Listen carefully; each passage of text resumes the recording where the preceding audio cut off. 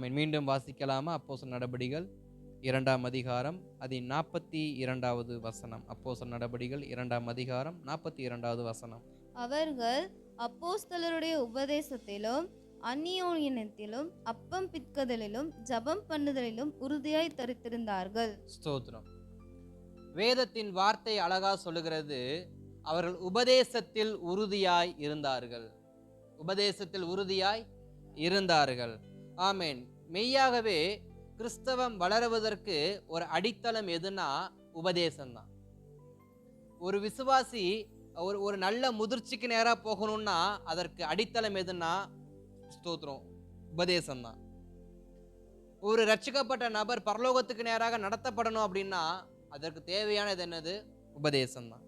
அப்ப இப்படிப்பட்ட ஒரு தெய்வீகமான காரியங்களை இன்றைக்கு நம்ம தேவ சமூகத்தில் பெற்றுக்கொண்டு இருக்கிறோம். இயேசு கிறிஸ்து உலகத்துல வாழ்ந்த பொழுது எத்தனையோ காரியங்களை உபதேசத்தின் மூலியமாகவும் ஓமைகள் மூலியமாகவும் அவர் தம்முடைய சீஷர்களுக்கும் ஜனங்களுக்கும் கற்றுக் கொடுத்தார். காரணம் என்ன? ரட்சிப்பு, அதாவது விடுதலை என்பது இரண்டாவது, அற்புதம் சுகமளிப்பதெல்லாம் இரண்டாவது, ஸ்தோத்திரம் மன்னாவை கொடுப்பதோ 5 அப்பத்தை 5000 பேருக்கு கொடுப்பதோ அதெல்லாம் இரண்டாவது. இயேசு கிறிஸ்து செய்கிறதான முதல் காரியம் என்ன? அவர்களுக்கு உபதேசித்தார். அவர்களுக்கு உபதேசம் பண்ணினார். உபதேசம் பண்ணினதுக்கு அப்புறமாக தான் அவர்களுக்கு வேண்டிய அற்புத அடையாளங்களை செய்ய ஆரம்பிச்சாரு. அந்த அற்புத அடையாளங்கள் செய்யப்படுவதற்கான காரணம் என்னன்னா விசுவாசம். ஏன்னா இயேசு கிறிஸ்து எந்த இடத்துக்கு போனாலும், எந்த பட்டணத்துக்கு போனாலும், எந்த கிராமத்துக்கு போனாலும் அங்க உபதேசம் பண்ணுவாரு, சுவிசேஷம் சொல்லுவாரு, ரட்சிப்புக்கு ஏற்ற பாதையை சொல்லுவாரு, விசுவாசிக்க வேண்டிய வார்த்தைகளை சொல்லுவாரு, விசுவாசிக்கிறவங்களுக்கு அற்புதத்தை செய்வார். யார் விசுவாசிக்காம போனாங்களோ அவருடைய வாழ்க்கையில அற்புதத்தை ஆண்டவர் செய்யவில்லை. ஏன்னா ஒரு பட்டணத்தை நம்ம குறித்து பார்க்கிறோம், அங்க அநேகர் அவரை விசுவாசிக்காதபடியினால் அவர் பட்டணங்களை சுற்றி திரிந்து விட்டு ஒரு சிலருக்கு மாத்திரம், விசுவாசிக்காதவங்களுக்கு அற்புதம் செய்யாம விசுவாசித்தவர்களுக்கு மாத்திரம், ஒரு சிலருக்கு மாத்திரம் அற்புத அடையாளம் செய்து விட்டு அன்றைய இரவே அந்த பட்டணத்தை விட்டு என்ன பண்ணாரு? புறப்பட்டு தன் ஊழியத்தை செய்யும்படி மறுபடியும் கலிலியாவுக்கு வந்துட்டார். அப்ப ஸ்தோத்திரம், நாம் அதிகமாய் கற்றுக்கொள்கிற ஒரு உபதேசம் என்னன்னா விசுவாசம் என்கிறதான ஒரு உபதேசம், சத்தியம். ஏன்னா நமக்கு பெயரே என்னதான்? விசுவாசிகள். விசுவாசிகளா இருக்கிற நமக்கு விசுவாசம் இல்லை என்றால் நாம் விசுவாசிகளா இருந்து ஒரு பிரயோஜனமும் இல்லை. எதுல விசுவாசம் வேணுமா? கர்த்தர் பேரில். நம் அற்புதம் நடக்கும்னு விசுவாசிக்கிறது இரண்டாவது, சுகம் கிடைக்குதுன்னு விசுவாசிக்கிறது இரண்டாவது, என் தேவைகள் பூர்த்தி செய்யப்படணும் விசுவாசிக்கிறது இரண்டாவது. நான் விசுவாசிக்க வேண்டியது என்னவென்றால், நான் ஆராதிக்கிற என் இயேசு உயிரோடு இருக்கிறார், அவர் எனக்காக மரித்தார், அவர் ஸ்தோத்திரம் எனக்காக மீண்டும் வருவார், எனக்காக ஒரு பரலோக ராஜ்யத்தை அவர் ஆயத்தம் பண்ணி கொண்டிருக்கிறார், அந்த ராஜ்யத்துக்குள் நான் பிரவேசிக்க போறேன். அந்த பிரவேசிக்கும் பொழுது ஒரு நியாய தீர்ப்பு இருக்கும். நியாய தீர்ப்பு நாளன்று நான் நியாயம் தீர்க்கப்படாதபடிக்கு ஸ்தோத்திரம் உண்மையும் முத்தமுள்ள ஊழியக்காரனே எஜமானுடைய சந்தோஷத்துக்குள் பிரவேசி என்கிற வார்த்தைய கர்த்தர் என் மேல சொல்லணும். அப்படிப்பட்ட ஒரு விசுவாசமான வாழ்க்கையை நான் என்ன பண்ணணும்? வாழணும். அதுக்கு பேர் தான் விசுவாசி. ஸ்தோத்திரம். கர்த்தர் நல்லவர். நான் எதற்கு இதை அடித்தளம் போடுறேன் அப்படின்னா, திருப்பிக் கொள்ளுங்கள் கலாத்தியருக்கு எழுதின நிருபம், கலாத்தியருக்கு எழுதின நிருபம் 1ஆம் அதிகாரத்தின் 9வது வசனத்தை வாசிக்கலாமா? 1ஆம் அதிகாரம் 9வது வசனம். முன் சொன்னது போல மறுபடியும் சொல்லுகிறேன், நீங்கள் ஏற்றுக்கொண்ட சுவிசேஷத்தை அல்லாமல் வேறொரு சுவிசேஷத்தை ஒருவன் உங்களுக்கு பிரசங்கித்தால் அவன் சபிக்கப்பட்டவனாய் இருக்க கடவன். போதும். அப்போஸ்தலனாகிய பவுல் கலாத்தியருக்கு எழுதும் பொழுது கலாத்தியர் சபைக்கு அவர் தன்னுடைய நிருபத்தை எழுதுறார். நேற்று கொரிந்து சபையை குறித்து பார்த்தோம், இன்றைய கலாத்திய சபையை குறித்து பார்க்க போறோம். இந்த கலாத்திய சபைக்கு ஸ்தோத்திரம் பவுல் இந்த நிருபத்தை எழுத காரணம் என்னன்னா, இந்த கலாத்திய சபையை அப்போஸ்தலனாகிய பவுல் மிகுந்த அன்போடு என்ன பண்ணாரு? அந்த சபையை ஸ்தோத்திரம் நடத்தி வந்து கொண்டிருந்தார்.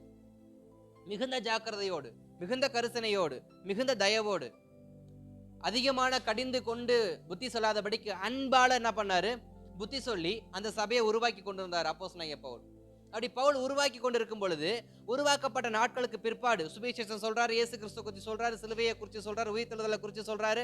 எல்லாத்தையும் சொல்லி அவங்களுக்கு ரட்சிப்பு கொடுத்து, ஞானஸ்நானம் கொடுத்து, அவங்களுக்கு ஸ்தோத்திரம், தேவனுக்கு ஏற்ற பாதையில வாழத்தக்கதான ஒரு சபையை கொடுத்து, அந்த சபைக்கு ஒரு போதகரை கொடுத்து, இப்படி எல்லா காரியத்தையும் பவுல் நேர்த்தியும் செம்மையுமே செய்துவிட்டு மீண்டும் தன் பிரயாணத்தை தொடரும் பொழுது, பவுல் ஒரு விஷயத்தை கேள்விப்படுறாரு. என்ன கேள்விப்படுறாருன்னா, எதை பவுல் கேட்டு ரொம்ப வருத்தப்பட்டார் அப்படின்னா, கலாத்திய சபையில இருக்கிறவங்க விசுவாச வாழ்க்கையை விட்டு பின்வாங்கி போறாங்க. அவர் எழுதுற காரியம், அவர் கேள்விப்பட்டு எழுதுற காரியத்துல ரொம்ப அவர் வெந்து மன நொந்து பேசுகிற ஒரு வார்த்தை என்னன்னா, ஸ்தோத்திரம், நீங்க விசுவாச வாழ்க்கையை விட்டு பின்வாங்கி போகத்தக்க உங்க வாழ்க்கையில என்ன நடந்துச்சு? அவர் கேட்கிற முதல் கேள்வி, விசுவாச வாழ்க்கையை விட்டு நீங்க பின்வாங்கி போவதற்கு என்ன நடந்துச்சு? அப்படி நீங்க எப்படிப்பட்ட உபதேசத்தை நீங்க கேட்டீங்க? நான் உங்களுக்கு உபதேசம் பண்ணது எப்படிப்பட்ட உபதேசம் கொடுத்தேன், எப்படிப்பட்ட சத்தியத்தை உங்களுக்கு நான் கொடுத்தேன். ஆனா இன்னைக்கு நீங்க இயேசுவை ஏற்றுக்கொள்ளாம, இயேசுவின் வார்த்தையை ஏற்றுக்கொண்ட நீங்க, ரட்சிப்பை ஏற்றுக்கொண்ட நீங்க, இன்னைக்கு இயேசுவை விட்டே பின்வாங்கி போறீங்களே, என்ன காரணம்? அப்படிங்கிற அந்த அந்த ஆரம்ப வார்த்தையை அழுத்திட்டு பவுல் தன் நிருபத்தை எழுத ஆரம்பிக்கிறார். அப்ப பவுல் இந்த விஷயத்தை குறித்து கொஞ்சம் ஆராயும் பொழுது, கொஞ்சம் அதை தீர்க்கமா அதை பார்க்கும் பொழுது பவுலுக்கு ஒரு விஷயம் கண்ணுக்கு புலப்படுது. என்ன அப்படின்னா, ஸ்தோத்திரம், அங்கு வேற உபதேசிகள் என்ன பண்ணி கொண்டிருக்கிறாங்க? உபதேசம் பண்ணி கொண்டிருக்கிறாங்க. பவுல் உபதேசம் பண்ணது சிலுவையை குறிச்சு, பவுல் உபதேசம் பண்ணது இயேசு கிறிஸ்துவை குறிச்சு, பவுல் உபதேசம் பண்ணது இயேசு கிறிஸ்துவின் உயிர்த்தெழுதலை குறிச்சு, பவுல் உபதேசம் பண்ணது இயேசு கிறிஸ்துவின் வருகையை குறிச்சு. ஆனா பட் இங்க எல்லாவற்றுக்கும் மேல பவுல் எதை அங்க ஆழமாக உபதேசம் பண்ணார்னா, விசுவாசத்தை தான் உபதேசம் பண்ணார். விசுவாசித்தால் போதும், நீதிமான் பிழைப்பான். விசுவாசத்தால் நீதிமான் பிழைப்பான். அப்ப கலாத்திய சபைக்கு பவுல் அதிகமா கற்றுக் கொடுத்த ஒரு வார்த்தைன்னா, விசுவாசமா இருக்கணும். சபை எதுல கட்டப்படணுமா? விசுவாசத்துல கட்டப்படணும். ஏதோ ஸ்தோத்திரம் வந்தோம், 21 நாள் ஜெபத்துல உட்கார்ந்து இருந்தோம், ஞாயிற்றுக்கிழமை ஆராதனையில உட்கார்ந்து இருந்தோம், எழுந்திருச்சு போனோம்னு இல்ல, ஒரு விசுவாசத்தோட உட்காரணுமா? ஒரு விசுவாசத்தோட தேவ சமூகத்தை நாடணுமா? என்ன விசுவாசம்?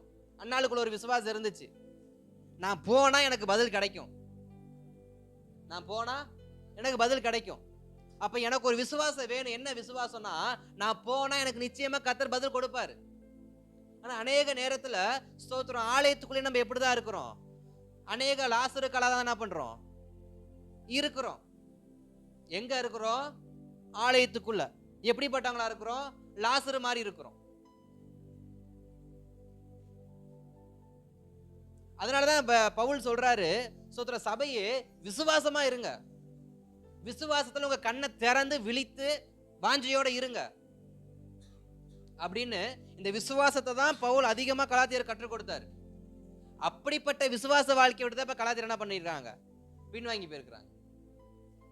காரணம் என்ன?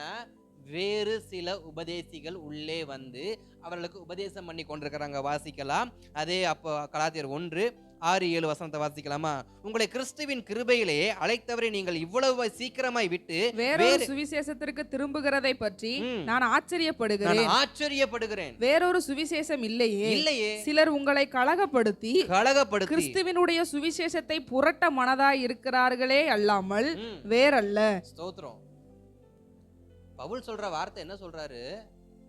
எப்பா, நீ வேற உபதேசத்துக்கு நேரா போறியே, வேற சத்தியத்துக்கு நேரா போறியே, இது என்ன விஷயம் அப்படின்னு பவுல் கேட்கிறாரு. விஷயம் என்னன்னு பவுலுக்கு நல்லா புரியுது.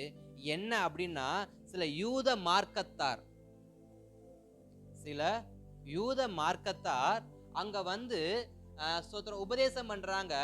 எப்படிப்பட்ட உபதேசம் பண்றாங்க அப்படின்னா, விசுவாசத்தினால நீதிமான் பிழைக்க மாட்டான், விசுவாசத்தினால நீதிமான் பிழைக்க மாட்டான், இயேசு கிறிஸ்துவை விசுவாசிக்கிறதுனால அற்புதம் அடையாளம் நடக்காது, இயேசு கிறிஸ்துவை விசுவாசிக்கிறதுனால அற்புதம் அடையாளம் நடக்காது, இயேசு கிறிஸ்துவின் வார்த்தையை விசுவாசிக்கிறதுனால பரலோக ராஜ்யத்துக்கு என்ன பண்ண போறதில்ல, பிரவேசிக்க போறது இல்ல. வேற என்னங்க நாங்க பண்ணணும்?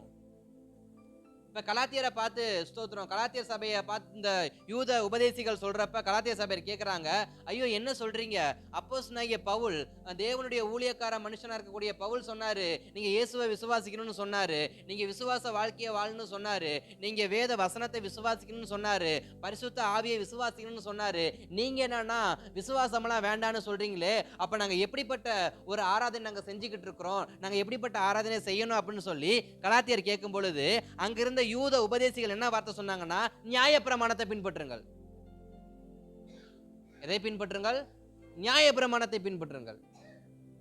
நியாயப்பிரமாணத்தை பின்பற்றுங்க, நியாயப்பிரமாணத்துல சொன்னதெல்லாம் செய்யுங்க, நியாயப்பிரமாணத்தின் கட்டளைக்கு கீழ்ப்படியுங்க, அப்ப நீங்க ரட்சிக்கப்படுவீங்க, அப்ப உங்க குடும்பம் ரட்சிக்கப்படும், அன்னைக்கு உங்களுக்கு ஒரு அற்புத அடையாளம் நடக்கும், அன்னைக்கு உன்னுடைய வாழ்க்கை சுபிட்சமா இருக்கும், அன்னைக்கு நீ இதுவரைக்கும் எதிர்பார்த்த எல்லாமே நடக்க ஆரம்பிக்கும் அப்படின்னு சொல்லி இங்க வந்து யூத உபதேசிகள் என்ன பண்ணி கொண்டிருக்கிறாங்க? உபதேசம் பண்ணி கொண்டிருக்கிறாங்க.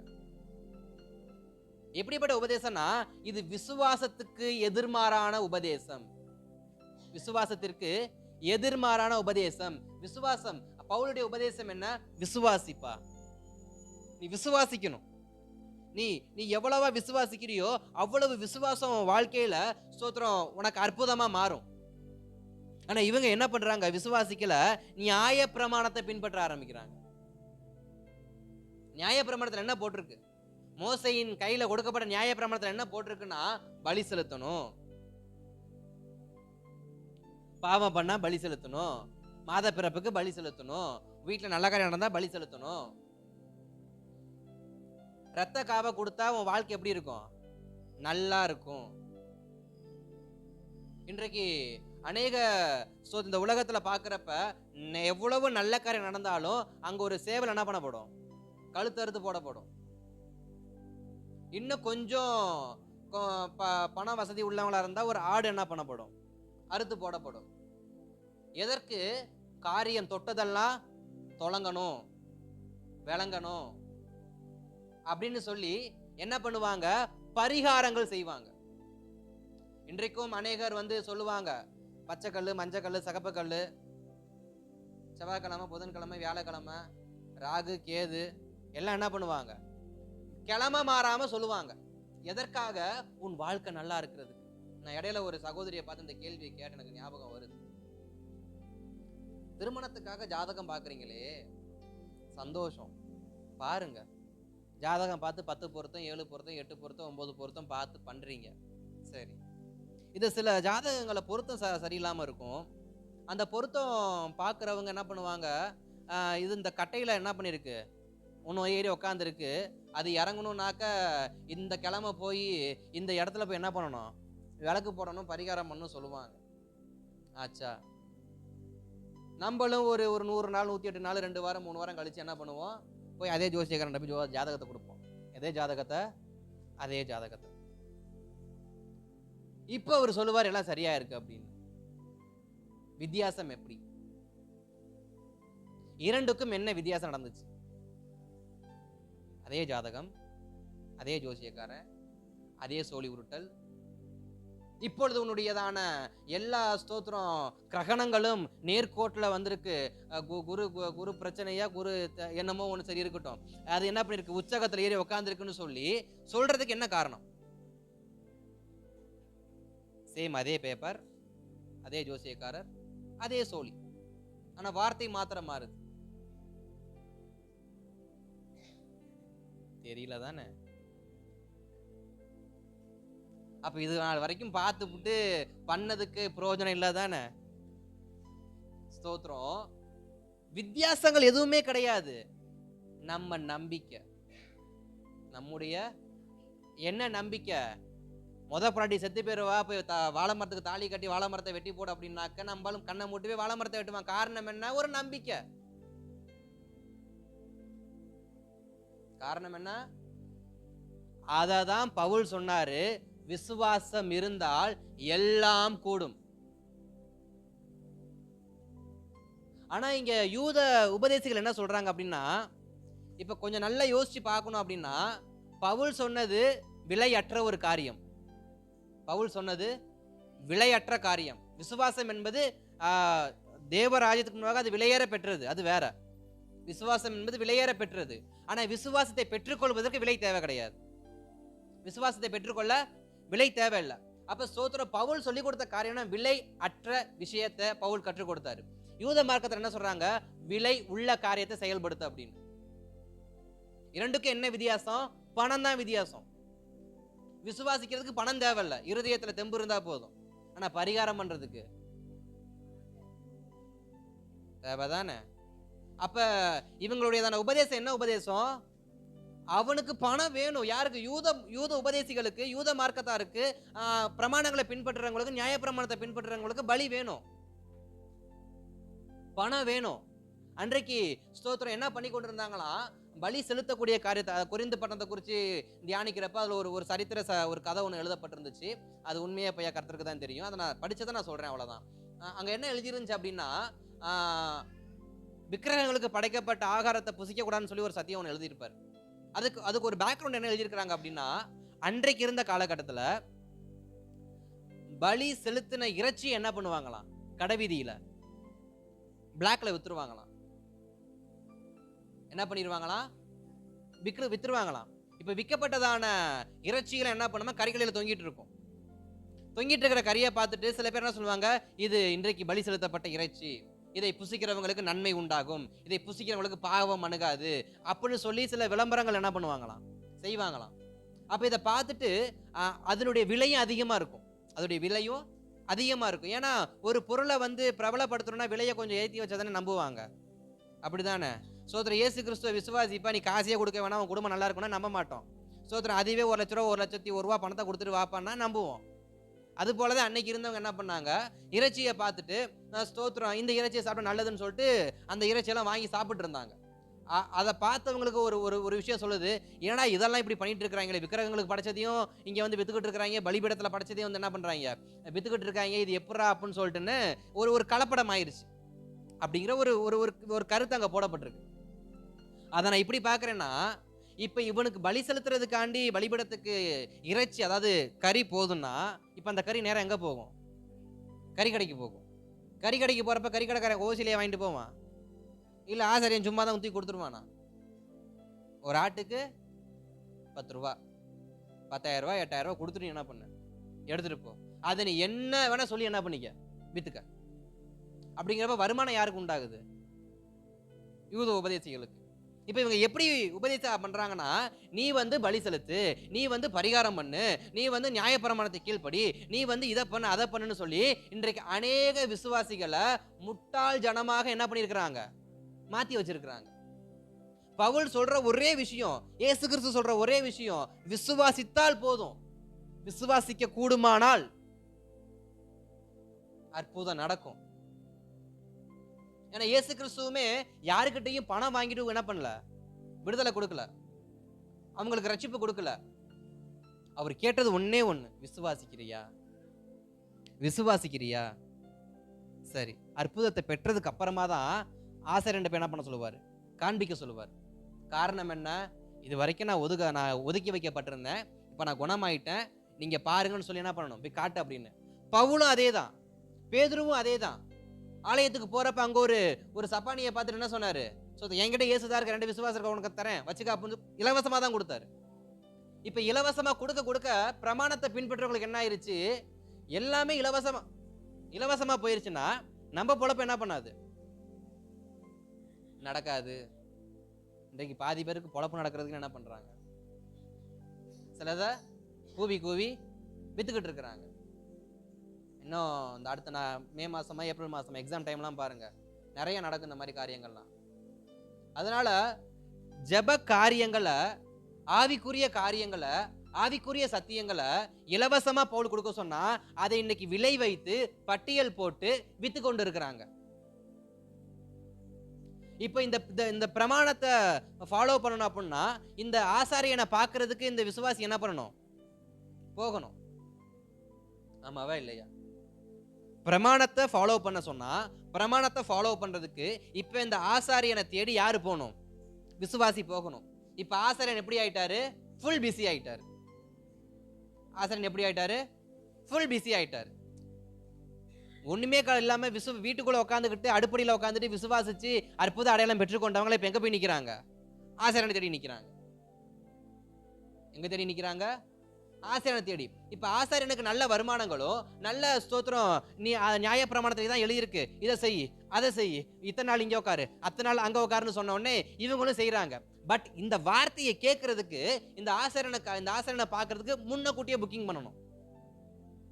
முன்னக்கூட்டியே புக்கிங் பண்ணணும். புக்கிங் பண்ற ஆசாரியன் சும்மா புக்கிங் பண்ணுவாரா? நேரில் பார்க்க இவ்வளவு ரூபா, ஜெபிக்கிறதுக்கு இத்தனை ரூபா, கல்யாணத்துக்கு வந்தா இத்தனை ரூபா, கருமாதி ஃபங்க்ஷனுக்கு வந்தாலும் இத்தனை ரூபா, உன் வீட்டில் எந்த காரியத்துக்கு நான் வரதா இருந்தாலும் இத்தனை ரூபா. இடையில ஒரு ஒரு ஊழியக்காரை குறித்து நான் இப்படி கேள்விப்பட்டேன், நான் பேர் சொல்ல விரும்பல. என்ன சொன்னாங்கன்னா, அவங்களுக்கு சென்னையில் ஊழியம் அநேக இடங்கள்ல போயிட்டு இந்த அமாவாசை ஜபங்கள் என்ன பண்ணுவாங்க, நடத்துவாங்க. அவரை தேடி போய் ஒருத்தவங்க ஒரு விசுவாசி, ஒரு குறிப்பிட்ட மாவட்டத்தில் இருக்கக்கூடிய ஒரு விசுவாசி என்ன பண்ணாங்கன்னா, போயிட்டு பார்க்கறதுக்காண்டி போனாங்க. அவங்களுக்கு ஒரு பேய் பிடிச்ச மாதிரி ஒரு சுகத்துக்காக அவங்க போய்கிட்டு இருக்கிறாங்க. இங்கேருந்து எங்க சென்னைக்கு போயிட்டாங்க. சென்னை போயிட்டு அவங்கள பார்க்க அப்பாயின்மெண்ட் வாங்கி பார்த்து அற்புதம் நடந்துருச்சு.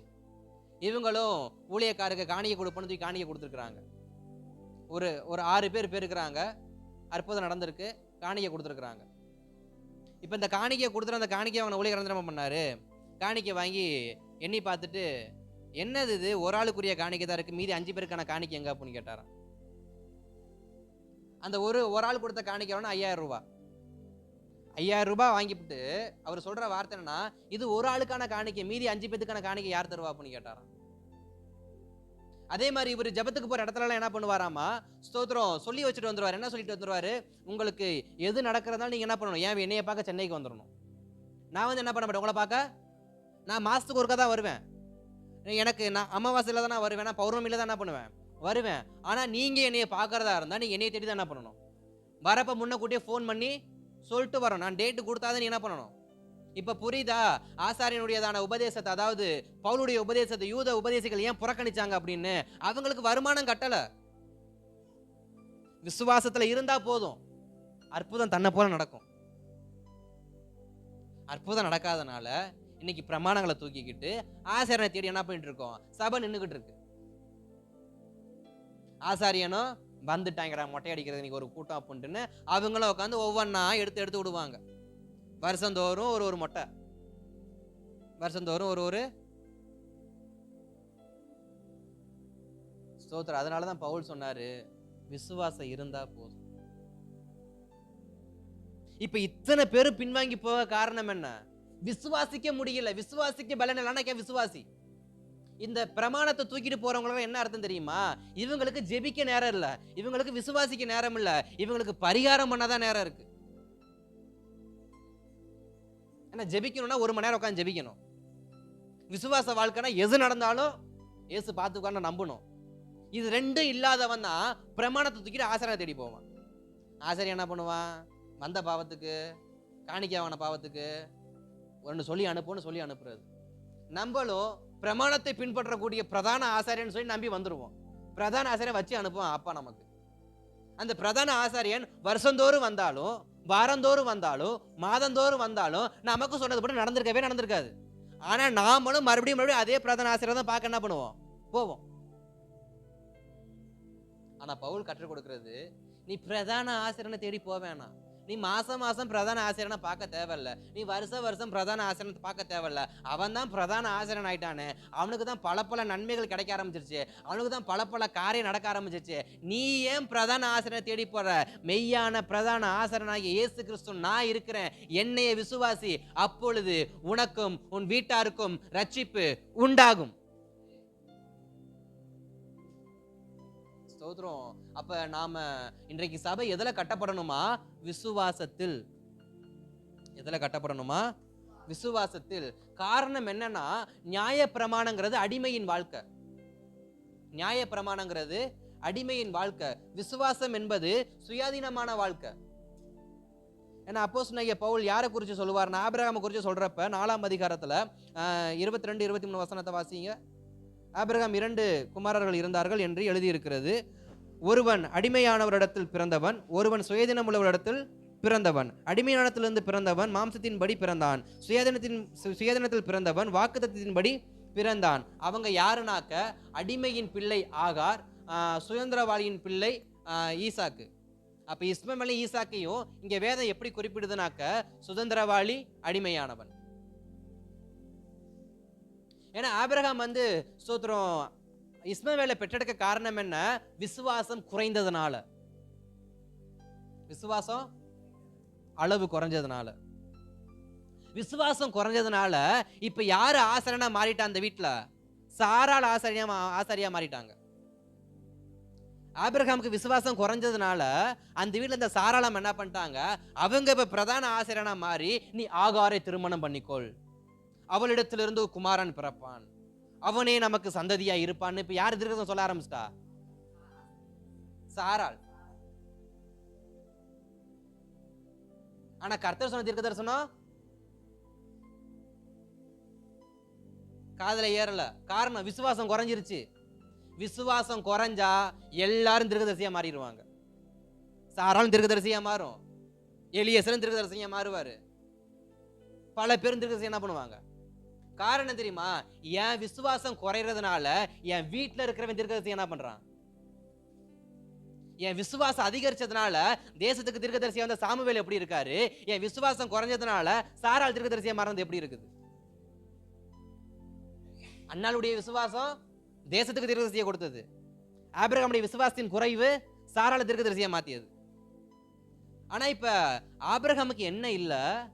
ஆகார் சொல்லியும், ஆகார் பிரதான ஆசாரியரா மாறி தீர்க்கதரிசனமான வார்த்தையை சொல்லியும் அந்த காரியத்தை செய்யும்படியான இடத்தை யார் கொடுத்தது?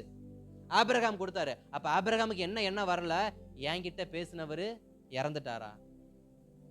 75 வயசுல என்னைய கூப்பிட்டு, ஆபிரகாமே நீ பாலும் தேனும் ஓடுகிற தேசத்துக்கு நீ போ, அந்த தேசத்துக்கு போ, உனக்கு ஒரு சந்ததியை கொடுப்பேன், அந்த சந்ததி வானத்து நட்சத்திரத்தை போல இருக்கும், பூமியின் மணலை போல இருக்கும், நீ கண்ணிட்டு பார்க்கிற தேசத்தை உனக்கு தருவேன், நீ நடந்து போற தேசத்தை உனக்கு நான் தருவேன்னு சொல்லி வாக்குத்தத்தம் பண்ண அந்த தேவன் இறந்துட்டாரா? அவர் இறந்திருந்தா வார்த்தை இறந்திருக்கும், அவர் இறந்திருந்தா சொன்ன வாக்குத்தத்தம் இறந்திருக்கும், அவர் இறந்திருந்தா எனக்கு சொன்ன நல்ல ஆசீர்வாதங்கள் இறந்திருக்கும். ஆனா நான் ஆராதிக்கிற இயேசு நேற்றும் இன்றும் என்றும் மாறாதவர். அவர் மரித்தார், 3ஆம் நாள் உயிர் தெழுந்தார், இன்றைக்கும் உயிரோடு இருக்கிறார், என்னை நடத்தும்படி, என்னை அழைத்து கொண்டு போகும்படி எனக்காக அவர் வரப்போறாரு. அப்படிப்பட்ட உயிருள்ள தேவன் இருக்கும் பொழுது ஏன் போலியான வார்த்தையை தேடி போகணும்? ஏன் விசுவாசத்தை பின்வாங்கி போகணும்? எனக்கு விசுவாசம்னா ஏன் கூட ஆண்டவர் பேசுவாரு. ஏன் விசுவாசம் குறைய போய் தான் ஊர்ல இருக்கிற அநேகர் என்ன பண்றாங்க? எனக்கு தீர்க்கதரிசனம் சொல்ல ஆரம்பிச்சுட்டாங்க. இத கண்டித்து உணர்த்தி தான் பவுல் என்ன பண்றாரு? எழுதுறாரு. எப்படி எழுதுறாரு? உன்னை விசுவாசத்தை விட்டு பின்வாங்கி போக வச்சவன் யாரு? 3:1 ரொம்ப தெளிவா எழுதியிருப்பார். புத்தி இல்லாத கலாத்தியரே, உன்னை விசுவாசத்தை விட்டு பின்வாங்கி போகும்படி உனக்கு இப்படிப்பட்ட போலியான உபதேசம் பண்ணது யாரு? அப்ப சோத்திரம் பவுல் எதை ஆழமா கலாத்தியர் சபைக்கு சொல்றாரு? விசுவாசம். என்ன விசுவாசம்? இயேசு உயிரோடு இருக்கிறார், இயேசுவாலே ரட்சிப்பு உண்டு, இயேசுவாலேயே விடுதலை உண்டு, இயேசுவாலேயே மன்னிப்பு உண்டு, இயேசுவாலேயே பாவத்திலிருந்து விடுதலை உண்டு, இயேசுவாலேயே என் குடும்பம் ஆசீர்வதிக்கப்படும், இயேசுவாலேயே என் சந்ததி, என் தலைமுறை ஆசீர்வதிக்கப்படும். இந்த விசுவாச கலாத்தியர் சபைக்கு குறைஞ்சதுனால பவுல் எழுதுறாரு, உன் விசுவாச குறைச்சவன் எவன்? அப்படிப்பட்ட உபதேசம் நீ ஏன் கேட்ட? உபதேசம் நீ ஏன் கேட்ட அப்படின்னு சொல்லி பவுல் என்ன பண்றாரு? எழுதுறாரு. அப்ப ஸ்தோத்திரம் இந்த 1ஆம் அதிகாரம் 6 முதல் 9 வசனத்துல பாக்குறப்ப அங்க யார் உபதேசம் பண்ண ஆரம்பிச்சிட்டா? யூத மார்க்கத்தார உபதேசம் பண்ண ஆரம்பிச்சு. அங்கதான் பவுல் தெளிவா சொல்றாரு, வேற சுவிசேஷம் உங்களுக்கு நீங்க இடம் கொடுத்துட்டீங்க அப்படின்னு. அதே 7 முதல் 12 வசனத்தை பாக்குறப்ப யாரை பின்பற்றுறீங்க? யாரை பிரியப்படுத்துறீங்க? 7 முதல் 12 வசனத்தை பாக்குறப்ப யாரை பிரியப்படுத்துற? பிரதான ஆசிரியனை பிரியப்படுத்துறியா? இயேசுவை பிரியப்படுத்துறியா? இன்றைக்கு சபைக்கும் அதே வார்த்தையை தான் சொல்ல விரும்புறார் ஆண்டவர். நீ உன்னை ரட்சித்த, உனக்கு விடுதலை கொடுத்த, உனக்கு அபிஷேகம் கொடுத்த, உன்னை பரலோக ராஜ்யத்திற்கு கூட்டிக் கொண்டு போகிற இயேசு கிறிஸ்துவாகிய என்னையே விசுவாசிக்க போறியா, இல்ல என்னால் தெரிந்து கொள்ளப்பட்ட ஒருவனை விசுவாசிக்க போறியா? யாரை பிரியப்படுத்த போற? நீ எனக்கு பிரியமுள்ள வாழ்க்கையை வாழ போறியா, இல்ல ஆசாரியனுக்கு பிரியமுள்ள வாழ்க்கையை வாழ போறியா? ஏன்னா இப்ப இவங்களுடைய வாழ்க்கை எப்படி மாறிடுச்சு? ஆசாரியனை பிரியப்படுத்த, ஆசாரிய சொல்றதெல்லாம் செஞ்சு ஆசாரிய நம்ம மேல அப்படி கிளு கிளு நினைவிடும். பொங்கல் பொங்கி நல்ல நம்பிக்கை வந்துடும். இன்றைக்கு அநேக நேரத்துல ஆசாரியன் சொல்றத அப்படியே கேட்கிறது. யாரை பிரியப்படுத்துறோம்? ஆசாரியனை. பவுல் கேட்கிறார், யாரப்பா பிரியப்படுத்துற? ஆசாரியனையா, இல்ல பவுலையா, இல்ல இயேசுவையா? யாரை பிரியப்படுத்துற? இல்ல நீ யார மேன்மைப்படுத்தி பேசுற? நான் உபதேசம் பண்ணது இயேசு கிறிஸ்துவினுடைய சுவிசேஷத்தை. நான் உனக்கு சொன்னது என்னைய ரட்சித்த இயேசுவினுடையதான வாழ்க்கை வரலாறுல இருக்கக்கூடிய சுவிசேஷத்தை நான் உனக்கு சொன்னேன். ஆனா நீ யார் சொன்னது நீ சொல்லிட்டு இருக்க? நான் இயேசு சொன்னது சொல்றேன், நீ யார் சொன்னது சொல்ற? பவுல் கேட்கிற கலாத்தியரை பார்த்து, கலாத்தியரே நான் இயேசு சொன்னதை நான் சொன்னேன், உனக்கு யார் சொன்னது? யார் சொன்னா? நான் சொன்னது இயேசுவா, அவன் சொன்னது இயேசுவா? பவுல் கேட்கிறாரு. இன்றைக்கு பவுல் இந்த அளவுக்கு கலாத்தியரை ஆணித்தனமா அடிச்சு கேட்க காரணம் தெரியுமா? பவுலுக்குள்ள ஒரு விசுவாசம், என்கிட்ட சொன்னதை கர்த்தர் என்னைக்கு மாத்த மாட்டார் அப்படின்னு. என்கிட்ட கொடுத்த ஊழியத்தை இன்னொருத்தனை வச்சு கர்த்தர் என்ன பண்ண மாட்டாரு, நடத்த மாட்டார்ற விசுவாசம் யாருக்கு இருக்கு? பவுலுக்கு இருந்தனால பவுல் தைரியமா கேட்கிறாரு, என்னை அல்லாம உனக்கு யார் இயேசுவை குறித்து சொன்னது?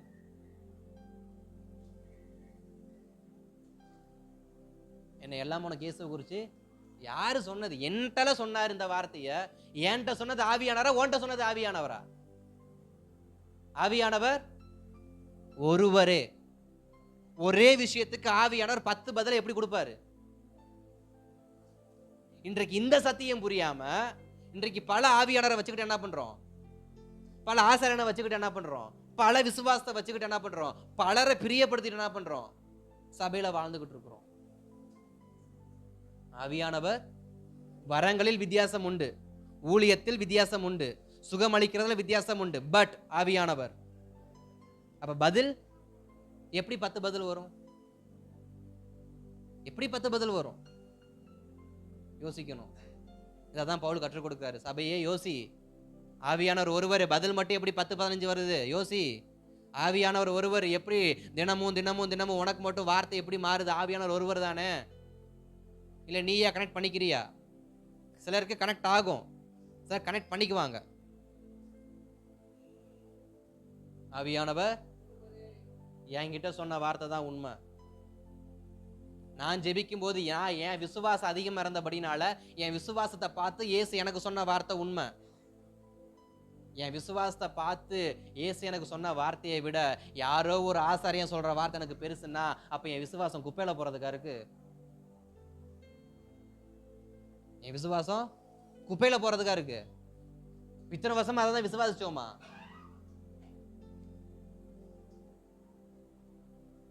யாரை பிரியப்படுத்துறோம்? இயேசுவையா, ஆசாரியனையா? இயேசுவை பின்பற்றணும்னாக்க நிச்சயம் அற்புதம் நடக்கும். தாமதித்தாலோ காத்திரு. ஆனா ஆசாரியனை பின்பற்றனா வருஷந்தோறும் செலவு பண்ணியே சுவாகா.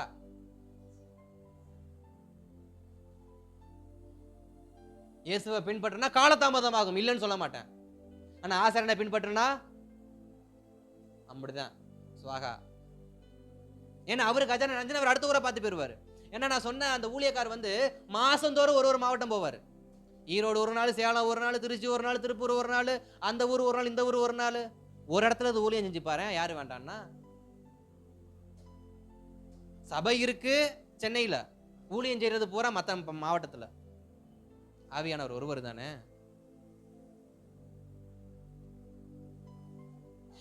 அதனால விசுவாசத்துல என்ன பண்ணணும்? நிலைச்சு இருந்து ஆவியானவரை பிரியப்படுத்தணும். அதே 1:14 பாக்குறப்ப ஸ்தோத்திரம், பவுல் எப்படிப்பட்டவரா இருக்கிறாராமா? பாரம்பரியத்துல வைராக்கியம். பவுல் எப்படிப்பட்டவர்?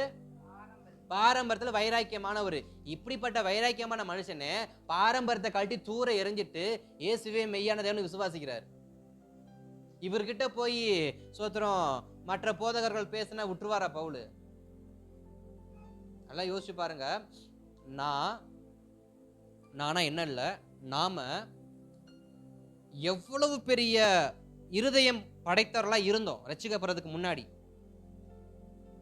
அப்படிப்பட்ட என்கிட்ட பேசி எனக்கு ரட்சிப்பை கொடுத்து, எனக்கு விசுவாசத்தை கொடுத்து, எனக்கு அபிஷேகத்தை கொடுத்து, எனக்கு ஊழியத்தை கொடுத்து, எனக்கு கிறிஸ்தவ வாழ்க்கையை கொடுத்தவர், நான் ரட்சிக்கப்படாம பாவத்திலையும் பன்றி போல சேற்றுலையும் உளுந்துட்டு இருக்கும் போதே என்கிட்ட பேசினவர் இன்னைக்கு மகனா வந்திருக்கும் பொழுது பேசுவாரா மாட்டாரா? பன்னியா இருக்கிறப்ப பேசினவர் மகனா இருக்கிறப்ப பேச மாட்டாரா? பேசுவார்ல. பவுல் சொல்றாரு, நான் பாரம்பரியத்துல இருந்தப்ப என்கிட்ட இயேசு என்ன பண்ணாரு? பேசினாரு. அப்படி பேசினப்பதான் என் பாரம்பரியத்தை போல நான் என்ன பண்ணேன்? கழட்டி தூக்கி எறிஞ்சிட்டு இந்த பாரம்பரியமும் வேண்டாம் ஒண்ணு வேணான்னு சொல்லி இயேசு மட்டும் போதுன்னு வந்தேன் நான். ஆனா இன்னைக்கு நான் எதை தூக்கி எறிஞ்சிட்டு வந்தேன்னா இன்னைக்கு அதை சபை என்ன பண்ணுது? தூக்கி வச்சுட்டு உட்காந்துருக்கு. அப்புறம் என்ன அர்த்தம்? எதுல இருந்து கர்த்தர் உனக்கு விடுதலையை கொடுத்தாரோ அதையவே பிரமாணம் சொல்லி உங்ககிட்ட திருப்பி கொடுக்கறப்ப நீ அதை போய் செய்ய ஆரம்பிக்கிற. ஏன் போய் அதை செய்ய ஆரம்பிக்கிற? எனக்கே தெரியுது தப்பு அப்படின்னு, ஆனா அதை ஒரு பிரமாணமா சொல்லும் பொழுது அதை நான் செய்யறேன். அதை செய்யாதான் இயேசு என்னைய கூட்டு வந்தாரு. நீ பலி செலுத்த கூடாது, நீ ரத்த சிந்த கூடாது, உன்னை கூட்டு வந்தாரு. அப்படிப்பட்ட நீ பிரமாணத்தின் பேர்ல மறுபடியும் ரத்த சிந்த போற, பலி செலுத்த போறனா என்ன அர்த்தம்?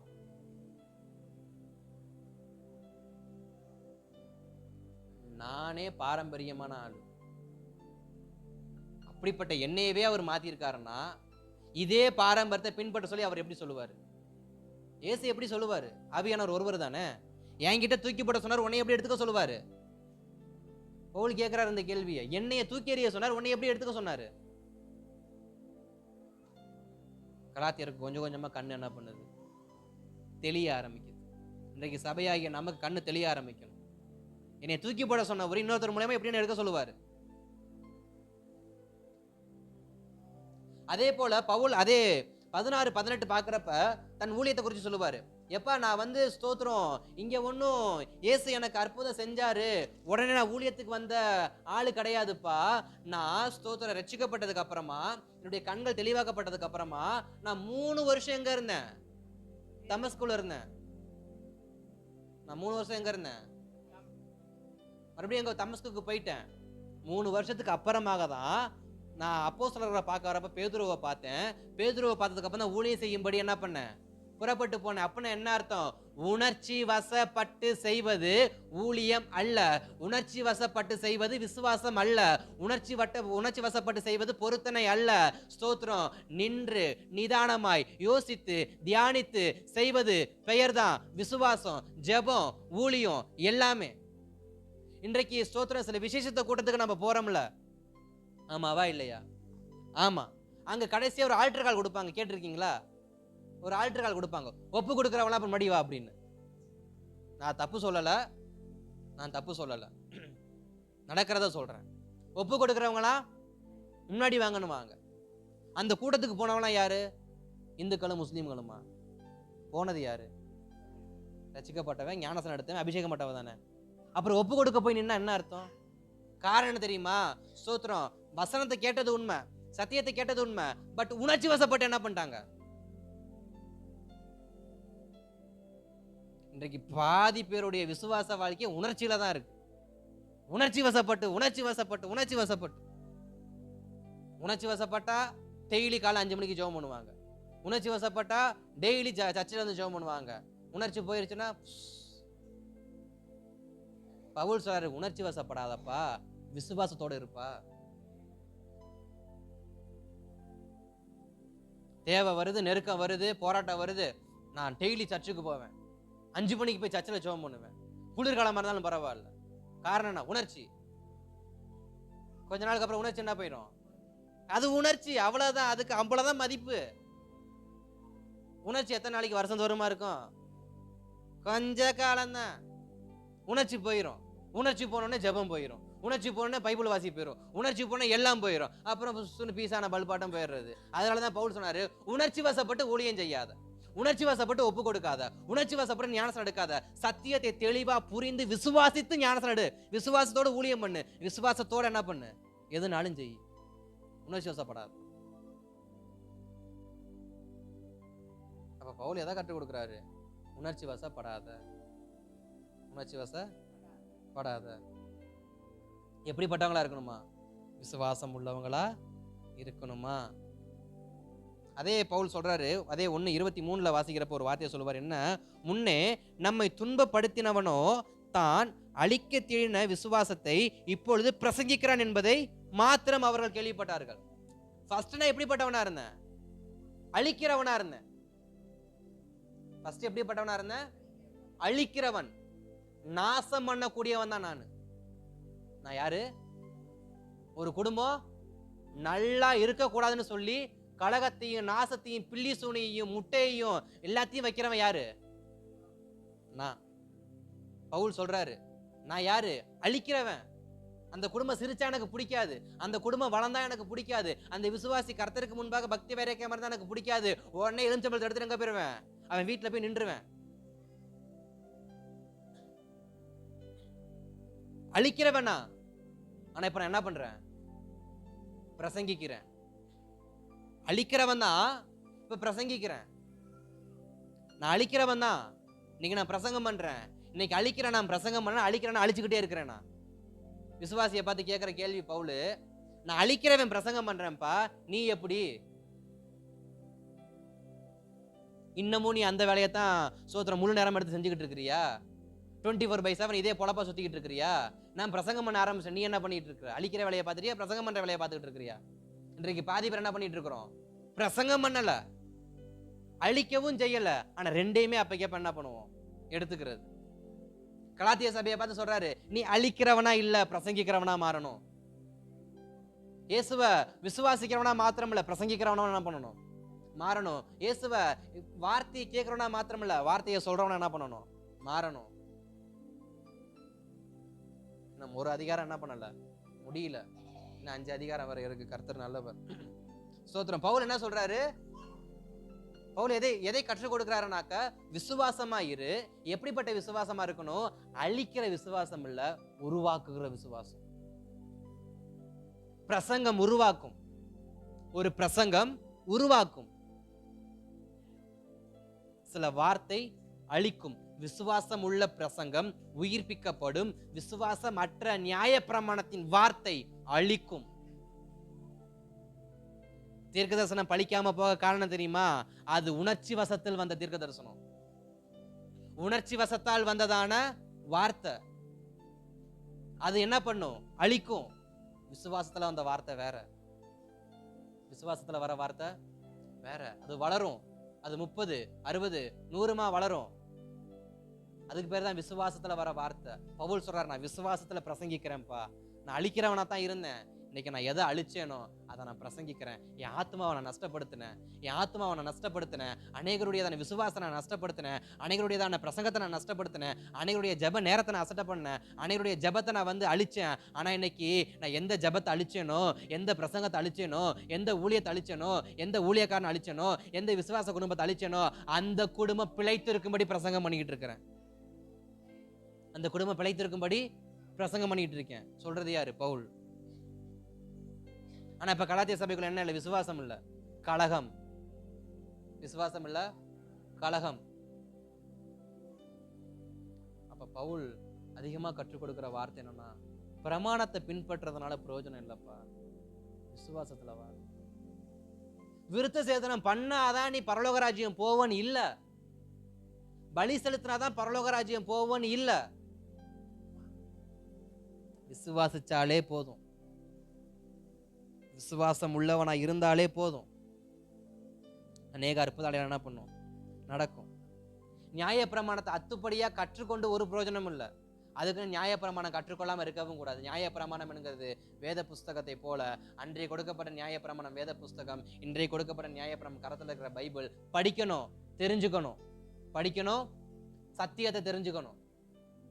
விக்கிரகத்துக்கு படைச்சதை புசிக்க கூடாதுன்னு கற்பனைகளை போடப்பட்டுச்சு.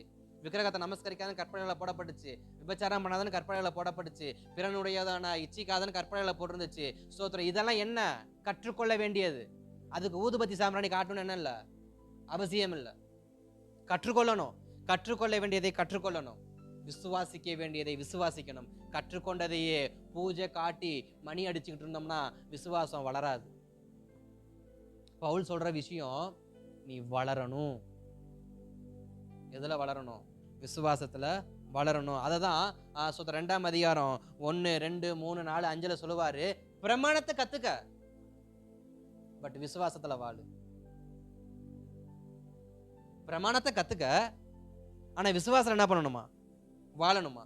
அதே ஸ்தோத்திரம் 15வது வசனத்துல பாக்குறப்ப, யூத மார்க்கத்தை பின்பற்றும்படி அநேகர் என்ன பண்றாங்களாம்? கட்டாயப்படுத்துறாங்களாம். வாசிங்க 15வது வசனத்தை.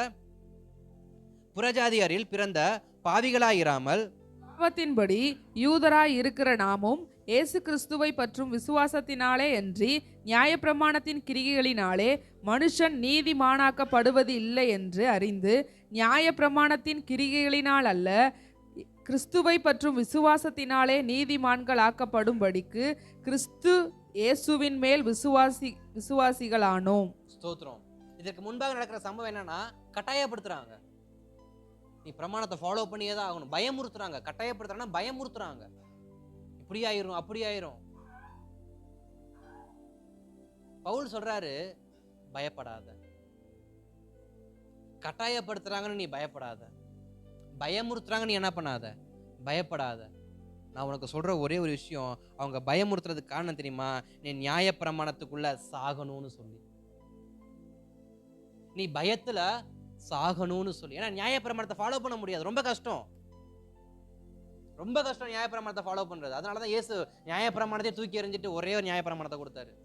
உங்களிடத்தில் அன்பு கூறுவது போல பிற இடத்திலும் அன்பு. ஒத்த நியாயப்பிரமாணத்தை முடிச்சிட்டாரு. ஏன்னா இயேசுவுக்கே தெரியும் பிரமாணத்தை ஃபாலோ பண்ண முடியாதுன்னு.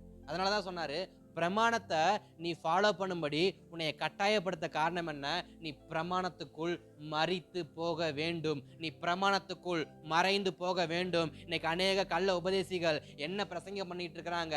நீ கிறிஸ்துவுக்குள் வளரக்கூடாது, நீ கிறிஸ்துவுக்குள் உயிர்ப்பிக்கப்படக்கூடாது, நீ மறைஞ்சே இருக்கணும், நீ மறைஞ்சே இருக்கணும், நீ வெளியில வரக்கூடாது, நீ ஆண்டவருக்காக பயன்படக்கூடாதுன்னு சொல்லி இன்னைக்கு அநேக காரியத்தை மறைச்சி மறைச்சி மறைச்சி மறைச்சி கட்டாயப்படுத்தி கட்டாயப்படுத்தி திணிச்சு என்ன பண்றாங்க?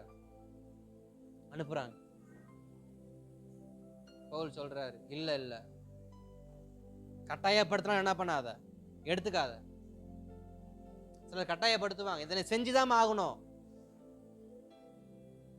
ஏசு யாரையுமே கட்டாயப்படுத்தலையே.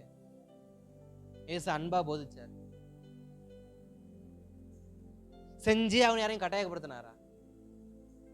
அன்பா சொன்னார். இன்றைக்கு அநேக ஆசாரியர்கள் என்ன பண்றாங்க? பிரதான ஆசாரியர்கள் கட்டளை இடுறாங்க, செஞ்சிட்டு வா. இல்ல, அடிமையாக கூடாது. பிரமாணத்துக்கு என்னைக்கு அடிமையாக கூடாது. பிரமாணத்துக்கு சோத்திரம் கற்றுக்கொள்ளதான் பிரமாணமே தவிர அடிமையின் வாழ்க்கையை வாழ பிரமாணம் இல்லை. அதனாலதான் பவுல் சொல்றாரு, ஸ்தோத்திரம், ஆபிரகாம் எப்படிப்பட்ட மனுஷனா இருந்தாரு? அவர் ஆகார பிடிச்சப்ப அடிமையானாரு, இது சாராளை பிடிச்சப்ப ஸ்தோத்திரம் சுதந்திரவாளியா மாறினாரு. அவர் எதை பிடிச்சுக்கிட்டு இருக்கிறப்ப அடிமையா இருந்தாரு? சாராளுடைய சோத்திரம், ஆமா, சாராளுடைய வார்த்தையை கேட்டு ஆகார திருமணம் பண்ணதுனால அவர் அடிமையின் வாழ்க்கையை வாழ ஆரம்பிச்சாரு. என்றைக்கு இயேசுவின் பேச்சை கேட்டு அடிமையின் வாழ்க்கையை தூக்கி எறிஞ்சாரோ, சாரால் சொன்ன வார்த்தை என்னைக்கு தூக்கி எறிஞ்சாரோ, அதுக்கப்புறம் தேவ வார்த்தை என்ன பண்ணுது? சாரால் வார்த்தையை தூக்கி எறிங்க, தேவ வார்த்தை தன்னால வரும். சாரால் வார்த்தையை தூக்கி எறிஞ்சா தேவ வார்த்தை தன்னால வரும். அதனாலதான் சொல்றாரு, சுத்த நியாய பிரமாணத்தல்லப்பா, கிறிஸ்துவுக்குள். நீ நியாய பிரமாணத்துக்கு பிறக்காத, நீ நியாய பிரமாணத்தை வாழும்படி ஆசைப்படாத. கிறிஸ்துவுக்குள் மறுஜென்மமான உள்ள வாழ்க்கையை வாழு, கிறிஸ்துவுக்குள் மறுபிறப்பியான வாழ்க்கையை வாழு, கிறிஸ்துவுக்குள் மறுபிறப்பின் வாழ்க்கைய வாழு. நியாயப்பிரமாணத்துக்குள்ள மறுபிறப்பு எடுத்து என்ன பண்ணாத, வாழாத. இன்னைக்கு பல பேர் பல உருவம் எடுத்துக்கிட்டு இருக்கோம். எதுக்கு தெரியுமா? சொத்துறோம், சபைக்குள்ள ரட்சிக்கப்பட்ட அனுபவம், சபைக்கு வெளியே வேற அனுபவம், பல உருவங்கள், பல பாவங்கள், பல சொத்துற பிம்பங்கள் என்ன பண்ணிக்கிட்டு இருக்கோம், எடுத்துக்கிட்டு இருக்கோம். ஆனா அப்போஸ்தலனாகிய பவுல் சொல்றது, கிறிஸ்துவுக்குள் நீ மறுபிறப்பு என்ன பண்ணணும், எடுக்கணும். கிறிஸ்துவுக்குள் பிற.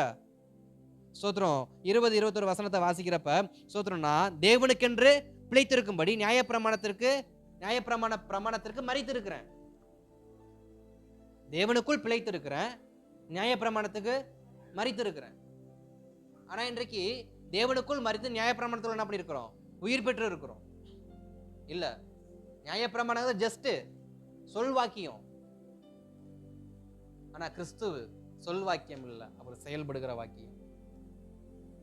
அதனாலதான் சொன்னாரு ஸ்தோத்திரம், தேவனுக்குள் பெற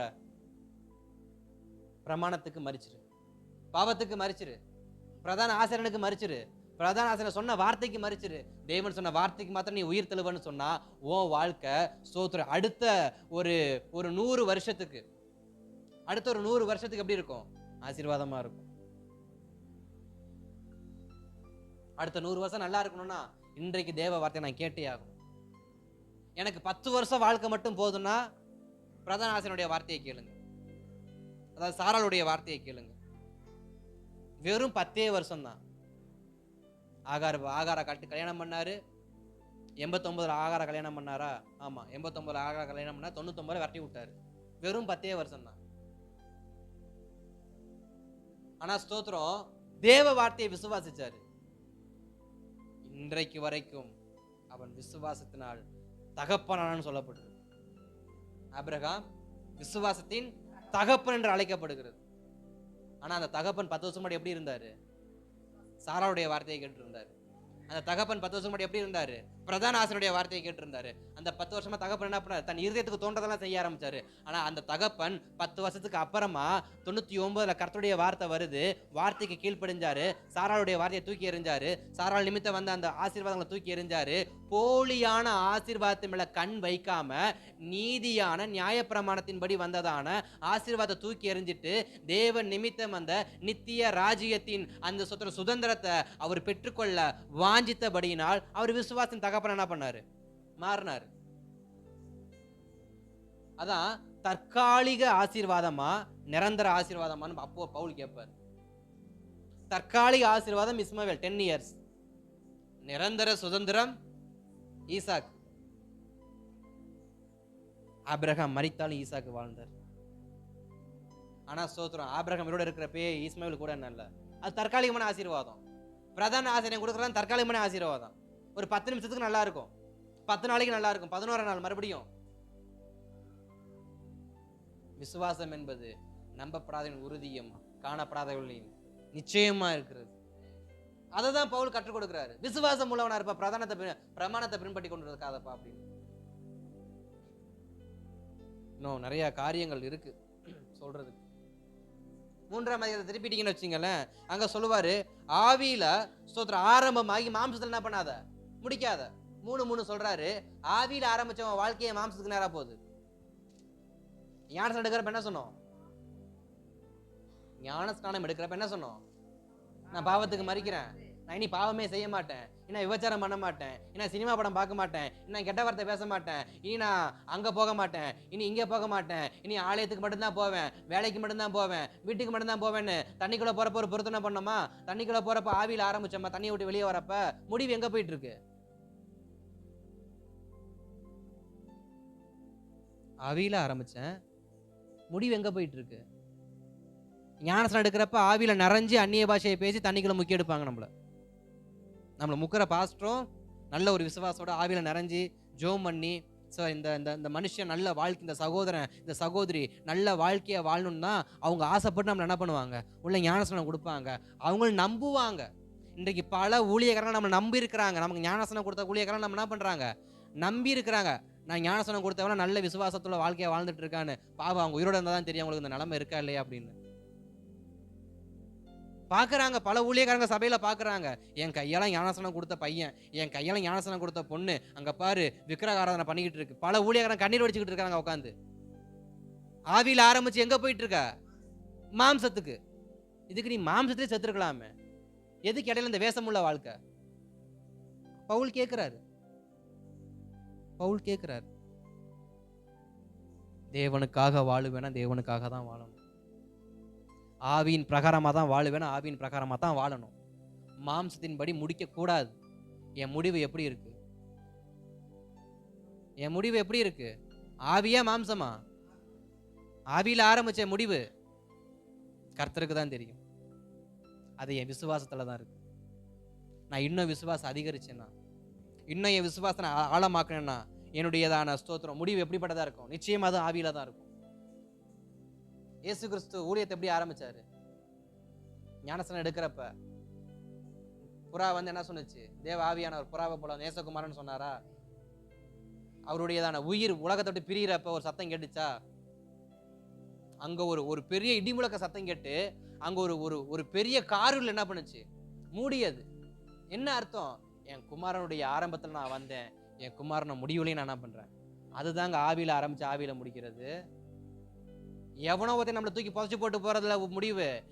எனக்கு ஞானஸ்நானம் கொடுத்த ஊழியக்காரு உயிரோட இருந்தா அவரை நீ அடக்கம் பண்ணணும், அதுதான் ஆவிக்குரிய முடிவு. இல்லையா அவருடைய ஸ்தானத்துல வேற ஒரு ஆவிக்குரிய தகப்பன் இருக்கான்னு அவர் வந்து அடக்கம் பண்ண, அதான் ஆவிக்குரிய முடிவு. பிள்ளைய தூக்கி ஊழியக்கார கையில கொடுத்து பிரதிஷ்டை பண்றோமே, அந்த பிள்ளையோட முடிவு எப்படி இருக்கு? ஆவியில ஆரம்பிச்சு ஆவியில தான் முடிக்கணும். ஆவியில முடிக்க தெம்பிள்ளை ஆவியின் வாழ்க்கைக்கே வராம என்ன பண்ணிடணும்? மாம்சத்திலே செத்து போயிடணும். வந்துட்டு பின்வாங்கி போக கூடாது. அதான் பவுல் சொல்றாரு. வந்துட்டு பின்வாங்கி போக கூடாது. விசுவாசிச்சா அற்புதம் நடக்கும், விசுவாசிச்சா அடையாளம் நடக்கும். 3:5 அதான் சொல்றாரு. நீ விசுவாச எல்லாமே நடக்கும். பட் விசுவாசம் இல்லாதனால எதுவுமே என்ன பண்ண மாட்டேங்குது? நடக்க மாட்டேங்குது. விசுவாசம் இருந்தா எல்லாம் நடக்கும், விசுவாசம் இல்லைன்னா எதுவுமே நடக்காது. நம்முடைய வாழ்க்கையில நம்முடைய விசுவாசம் உலகத்தை ஜெயிக்கிற ஜெயமா மாறும்னாக்க, நான் ஆவியில ஆரம்பிச்சு ஆவியில முடிப்பேன்னு சொன்னாக்க, நான் வேற ஒரு மார்க்கத்தை பின்பற்றி போகாதபடிக்கு இன்றைக்கு அநேக கிறிஸ்தவத்துக்கு வேற மார்க்கத்துக்கு என்ன பண்றாங்க? போறாங்க. சலுகைக்காக இருக்கலாம், வாழ்க்கை துணைக்காக இருக்கலாம், படிப்புக்காக இருக்கலாம், எதுக்கோ வேற பிரமாணத்தை என்ன பண்றாங்க? பின்பற்ற ஆரம்பிச்சிட்டாங்க. ஆனா என்னுடைய ஆவி அப்படி அல்ல, என் தோற்றம் அப்படி இல்லை, என் முடிவு என்ன பண்ணக்கூடாது? அப்படி இருக்கக்கூடாது. விசுவாசத்துல ஆரம்பிக்கணும், விசுவாசத்திலேயே முடிக்கணும். 4:9 சொல்லுது, நீ மீண்டும் என்ன பண்ணாத, அடிமையின் வாழ்க்கையை வாழ்ந்து அடிமையாகிறாத. இதோட நான் முடிக்கிறேன். மீண்டும் அடிமையின் வாழ்க்கையை வாழ்ந்து நீ அடிமையாகிறாத. நான் அதுலதான் விடுதலை கொடுத்தேன் உனக்கு. ஆபிரகாமுக்கு எதுல விடுதலை கொடுத்தேன்? விக்கிரக ஆராதனை இருந்து. எதுல விடுதலை கொடுத்தேன்? அந்த கல்தேயர் பட்டணத்துல, ஊருங்கிற அந்த கல்தேயர் பட்டணத்துல இருந்து ஆபிரகாமுக்கு நான் விடுதலை கொடுத்து நான் கானான் தேசத்தை கொடுத்தேன். ஆனா வரும் பொழுது அவனுடைய வாழ்க்கையில கொஞ்சம் தடுமாற்றம் ஏற்பட்டுச்சு. சாராளுடைய வார்த்தையை கேட்டு மீண்டுமா ஆகார தொட்டாரு. ஆகார பிடிச்சது நிமித்தமா இஸ்மவேல் பிறந்தான். இஸ்மவேல் பிறந்தாலும் தேவத்திட்டம் வந்து சரியா செயல்படாதபடிக்கு ஆபிரகாமுக்கு தடையா இருந்துச்சு. ஆபிரகாம் கிட்ட சொன்னேன், ஆபிரகாம் அதை சரிப்படுத்திட்டான். மீண்டும் ஆபிரகாம் தன் மரிக்கும் வரைக்கும் யாரை பின்பற்றல? அந்த ஸ்தோத்திரம் அடிமையின் வாழ்க்கையை அவர் என்ன பண்ணல? நான் அடிமையின் வாழ்க்கையை கையில் எடுத்தேன்னா என் வாழ்க்கை அடிமை ஆயிரும். நான் அடிமையின் வாழ்க்கையை கையில் எடுத்தேன்னா அடிமையின் வாழ்க்கை மாத்திரமல்ல, அடிமையானவன் கூட நான் போனாலும் என் வாழ்க்கை என்ன ஆயிரும்? ஆபிரகாமுடைய வாழ்க்கை அடிமையாக காரணம் என்ன? அடிமையானவளை தொட்டதுனால, அடிமையானவள் கூட சேர்ந்ததுனால, அடிமையானவள் கூட உறவு வச்சுக்கிட்டதுனால. உலகத்துக்கு அடிமையார கூட உறவு வச்சோம், என் வாழ்க்கை அடிமையாயிரும். நான் ஆவியில ஆரம்பிச்சு ஆவியில முடிக்க மாட்டேன், நான் ஆவியில ஆரம்பிச்சு பாதியிலே முடிஞ்சிருவேன். சுயாதீனம் யாரு? சாராள். அடிமை யாரு? ஆகார். வாழ்க்கை யாரு கூட தொடர்பு வைக்குது? ஆகார் கூட. ஆபிரகாமுடைய வாழ்க்கை யார் கூட தொடர்புல இருக்கு? இன்னைக்கு எத்தனை பேருடைய வாழ்க்கை அடிமையின் வாழ்க்கையோட தொடர்புல இருக்கு? தொடர்புல இருந்தா தொடர்பு என்னானது? துண்டிக்கப்பட வேண்டும். தொடர்பு என்னானது? துண்டிக்கப்பட வேண்டும். நான் சத்தியம் சொல்லி திருத்திடுவேன், நான் திருந்தினாலே போதும் சாமி, நான் பரலோகம் வரதே பெரும்பாடா இருக்கு, நான் சத்தியம் சொல்லுவேனா, நான் திருத்துவேனா? திருத்துனா சந்தோஷம், பின்வாங்கி போயிட்டா யார் புடிச்சிட்டு வர்றது மறுபடியும் அந்த கோழிய? அதனாலதான் சொல்றாரு, மறுபடியும் அடிமை கூட என்ன பண்ணாத. ஆபிரகாம் அதுக்கப்புறம் ஆகார தேடி போனாரு. கொஞ்சம் யோசிச்சு பாருங்க, கொஞ்சம் சிந்திக்க வேண்டிய விஷயம், தப்பா யாரும் எடுத்துக்காதீங்க. சாராள் செத்துட்டான்னு ஆபிரகாம் ஆகார தேடி போனாரா? போலதானே. போனாரா போலையா? ஆனா என்ன அர்த்தம்? அடிமையின் வாழ்க்கையை நான் கையில எடுக்க மாட்டேன்னு அர்த்தம். இன்றைக்கு பாதி பேர் எங்க தான் போயிட்டு இருக்கிறோம்? அடிமையை தேடித்தான் போயிட்டு இருக்கோம். மன உளைச்சலானா அடிமையை தேடி போறது, மன கஷ்டமான அடிமையை தேடி போறது, சந்தோஷம்னா அடிமையை தேடி போறது, துக்கப்பட்ட அடிமையை தேடி போறது. இன்றைக்கு சந்தோஷம் வந்தாலும் பாதி பேர் அடிமை தான் என்ன பண்றாங்க? நல்லது நடந்தாலும் அடிமை வேணும், கெட்டது நடந்தாலும் அடிமை வேணும். அடிமையின் வாழ்க்கை இல்லைனாக்க வாழ்க்கையாவே இருக்க மாட்டேங்குது பாஸ்டர். என்ன பண்றது? என்னதான் வண்டி 4 வீல்ல ஓனாலும் பின்னாடி ஒரு ஸ்டெப்னு என்ன பண்ணுது? தேவைப்படுது.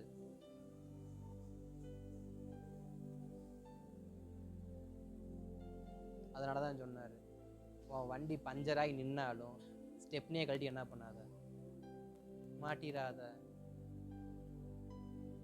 என்னதான் சாரால் செத்தாலும் ஆகார் கூட மறுபடியும் என்ன பண்ணாத, ஒரு கூட்டு வைக்காத. என்னதான் நீ நம்புற உன் விசுவாச வாழ்க்கை சோர்ந்து போற மாதிரி போனாலும், யோபுக்கு சொன்னது, விசுவாச வாழ்க்கை சோர்ந்து போற மாதிரி போனாலும் யோபு ஒரு நாள் என்ன பண்ணல? அடிமையின் வாழ்க்கையை கையில எடுக்கல. பார்த்துக்கலாம் போ, நீ வேணா போய் அடிமையின் வாழ்க்கை என்ன பண்ண வாழ், நான் இந்த வாழ்க்கையை நான் வாழ்ந்துக்கிறேன். விசுவாசத்துல நின்னா, விசுவாசத்துல நிக்கணும். இன்றைக்கு சபை எதுல கட்டப்படணும்? விசுவாசத்தில். விசுவாசத்தில் கட்டப்பட்ட சபைய எந்த பாதாளத்தின் வாசல் நினைச்சாலும் அதை என்ன பண்ண முடியாது? மேற்கொள்ள முடியாது. கர்த்தர் நல்லவர். இதே கர்த்தர் நம்மளை ஆசீர்வதிக்கிறோம். விசுவாசத்துல வளருவோம். ஒருவருக்கு ஒருவர் எப்படி இருப்போம்? அன்பா இருப்போம். பிரமாணம்னா என்ன? அன்பு தானே. அந்த பிரமாணத்தோடு வேற பிரமாணத்தோடு என்னத்தை சாதிக்க போறோம்? ஒன்றும் சாதிக்க போறது இல்லை. 5ஆம் அதிகாரத்துல தான் சொல்லியிருக்கிறார். 3 விதமான ஸ்தோத்திரம். முக்கியமான காரியத்தை மறந்துட்டேன் பாருங்க. பேசிக்கிட்டே போய் டைம் ஆகி போச்சு. இப்போ முக்கியமான விஷயத்த நான் தொடவே இல்லை. பரவாயில்ல, ஆனதாச்சு, முடிச்சிடலாம். கர்த்தர் நல்லவர். 3 விதமான விசுவாசம் இருக்கு. 5, 6ல் 3 விதமான விசுவாசம் இருக்கு.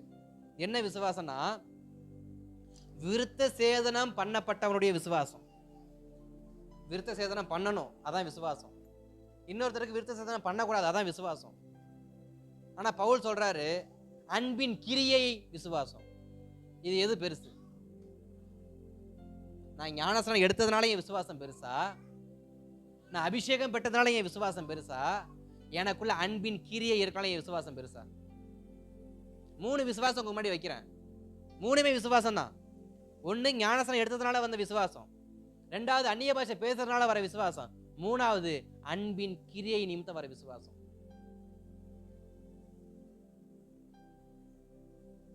அதே 5:13 சொல்றாரு, அன்பினால ஊழியம் பண்ணுங்க.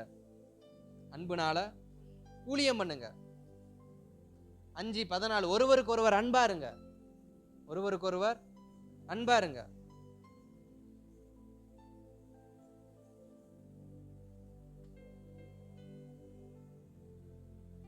அப்ப ஸ்தோத்திரம். அன்பு, ஊழியம், விசுவாசம், கிரியை.